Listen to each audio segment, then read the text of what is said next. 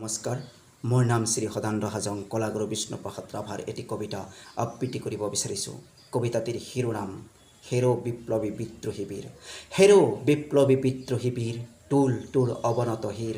অতদিন তই আছিলি সুসুপ্ত পৰপদানত, নিৰ্যাতিত নিপীড়িত দলিত পীড়িত। আজি এই নতুন যুগত তই জাগ্ৰত। হেৰো হেৰো অগণি যুগৰ ৰঙা ফিৰিঙতি শিখা।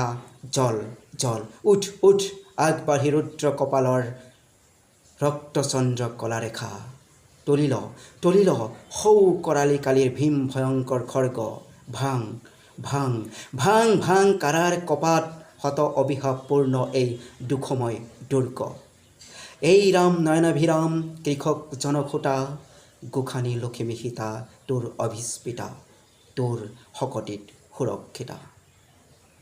তই কৃষ্ণ সুদৰ্শন ধৰি শতৰু সংহাৰী, ফকী ফকী পঞ্চজন্য প্ৰণয় ধ্বনিৰে দুশদিক পৰিপূৰ্ণ, সুখকৰ দল কৰ সৈন্য।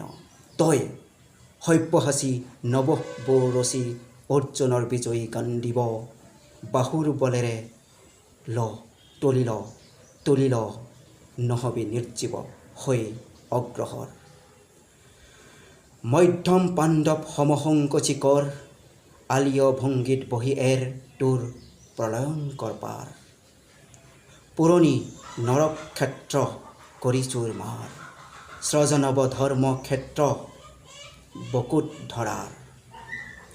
এই অগ্নিগিৰি অগণি অগাৰী, জ্বলা জ্বলা শতলক্ষ পাপ অনৰ্গল হৈ দাৱানল।